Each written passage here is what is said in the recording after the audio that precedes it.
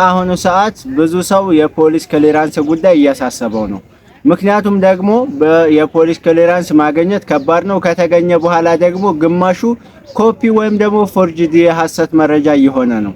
ስለዚህ እነዚህ ሰዎች የሐሰት መረጃን እንዴት ያዘጋጃሉ፣ አዘገጃጀቱንና እናንተ ምን ትኩረት መስጠት እንዳለባችሁ የፖሊስ ክሊራንስ ወረቀታችሁ ላይ ምን ማየት እንዳለባችሁ 5 ነገሮችን አሳያችኋለሁ።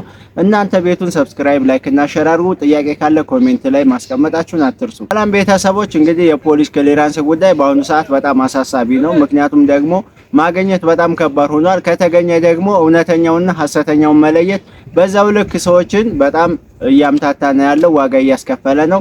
ስለዚህ እነዚህ ሰዎች የሐሰተኛ የፖሊስ ክሊራንስ እንዴት ያዘጋጃሉ፣ ምን ይጠቀማሉ የሚለውን አሳያችሁ። 5 ነገሮችን አሳያችኋለሁ። የመጀመሪያው የፖሊስ ክሊራንስ እንግዲህ የቆዩ ማህተብና የቆየ ፊርማዎችን በመጠቀም ወደ አሁን ላይ በማዞር ምን ያደርጋሉ? ሰዎችን ለማምታታት ይሞክራሉ። ይህ ማለት ምንድነው?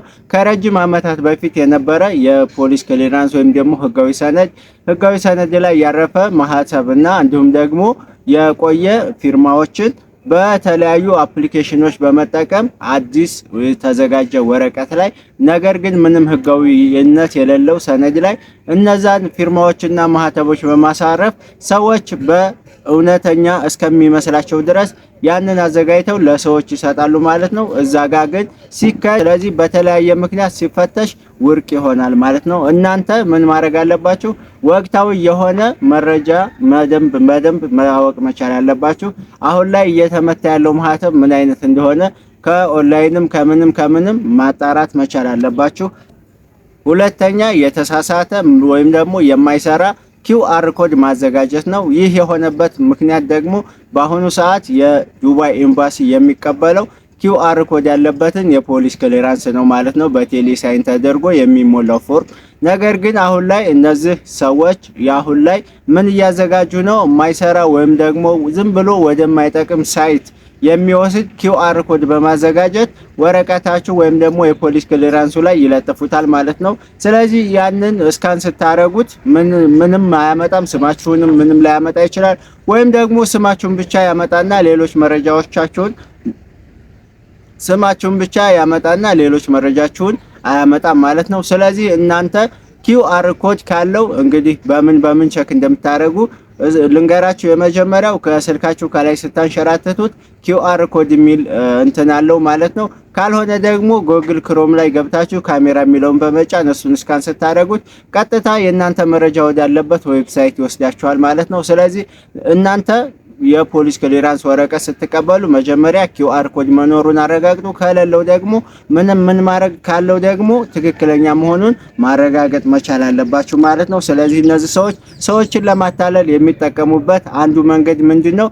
የማይሰራ ወይም ደግሞ የተሳሳተ ኪውአር ኮድ በማስቀመጥ ነው።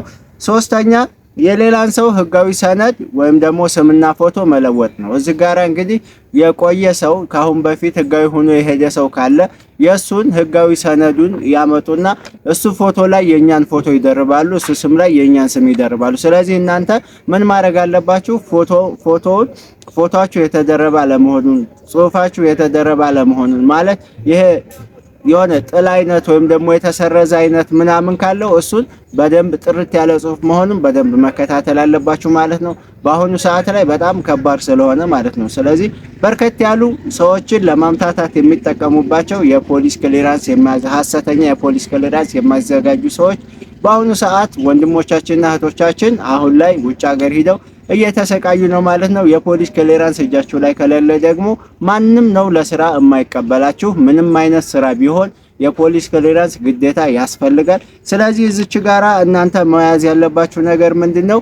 የሰዎችን ፎቶና እንዲሁም ደግሞ ስም የእናንተ ፎቶ የተደረበበት አለመሆኑን በደንብ ማረጋገጥ መቻል አለበት። አራተኛው የፌዴራል ፖሊስ ፎቶና ፊርማ ወይም ደግሞ ፎርማት ሙሉ አመሳስሎ መገልበጥ ነው። እዚህ ጋራ የፌዴራል ፖሊስ በአሁኑ ሰዓት ላይ የሚጠቀመው ሙሉ ፎርማት ወረቀት አለ። ስለዚህ እሱን በማስመሰል ወይም ደግሞ ከሱ ጋራ ተመሳሳይ የሆኑ ፎርማቶችን በመጠቀም ሰዎች እውነተኛና ትክክለኛ እስከሚመስሉ ድረስ እነዚህ የሐሰተኛ የፖሊስ ክሊራንስ የሚያዘጋጁ ሰዎች ከፌዴራል ፖሊስ ጋራ አመሳስለው እየሰሩ ይገኛሉ። እናንተ እውነተኛውን ካሁን በፊት የሄደ ጓደኛ ካላችሁ በሱ ማረጋገጥ እነሱን እንደገና ልከውላችሁ እዛ ተቀባይነት ያገኘ ከሆነ ከነሱ ጋር ማመሳሰላችሁን አትዘንጉ። ይሄኛው በጣም እርግጠኛው መንገድ ነው ማለት ነው። ስለዚህ ከህጋዊ ሰነድ ላይ የእናንተን በመደረብ ሰዎችን ለማምታታት እየሞከሩ ነው ያሉት ማለት። አምስተኛውና የመጨረሻው የደላሎች የሰዎችን የማግባባት ሂደት ነው። ምንድነው? እዚች ጋራ በጣም ብዙ ሰው የሚበላበት የሆነ በደላላ ወይ ደግሞ በኤጀንሲ የምትሄዱ ከሆነ እናንተ ሐሳባችሁን በእኛ ተውት፣ ውጭ ሄዳችሁ አስተካክሉ። ፕሮሰሱ ስላለቀ ይሄኛው የፖሊስ ክሊራንሱን ውጭ ሀገር ሆናችሁ ማስተካከል ትችላላችሁ፣ እኛ ራሳችን እናስተካክልላችኋል የሚሉ ማስተባበያዎችን መቀበል መቻል የለባችሁ። ምክንያቱም ሀገራችሁ ላይ ሆናችሁ ያላስተካከላችሁት የፖሊስ ክሊራንስ ውጭ ሀገር ሄዳችሁ ዋጋ ሊያስከፍላችሁ ስለሚችል ማለት ነው። እንዲሁም ደግሞ ላይስተካከልም ስለሚችል እዚሁ ሀገራችሁ ላይ ሆናችሁ ማስተካከል ነው መቻል ያለባችሁ። ስለዚህ ምንም አይነት ማግባባት መቀበል የለባችሁም። ስለዚህ አሁን ላይ የሐሰተኛ የፖሊስ ክሊራንስ የሚዘጋጅባቸው 5 መንገዶች ይህን ይመስላሉ። በቀጣይ ደግሞ የፖሊስ ክሊራንስ እውነተኛነቱንና ሐሰተኛ መሆኑን ወይ ደግሞ ኦሪጂናልና ኮፒ መሆኑን የምናረጋግጥባቸው 3 መንገዶች በሚል እሰራላችኋለሁ። እናንተ ቤቱን ሰብስክራይብ እንዲሁም ደግሞ ላይክ ማድረጋችሁን አትርሱ። ጥያቄ ካላችሁ ኮሜንት ላይ አስቀምጡ።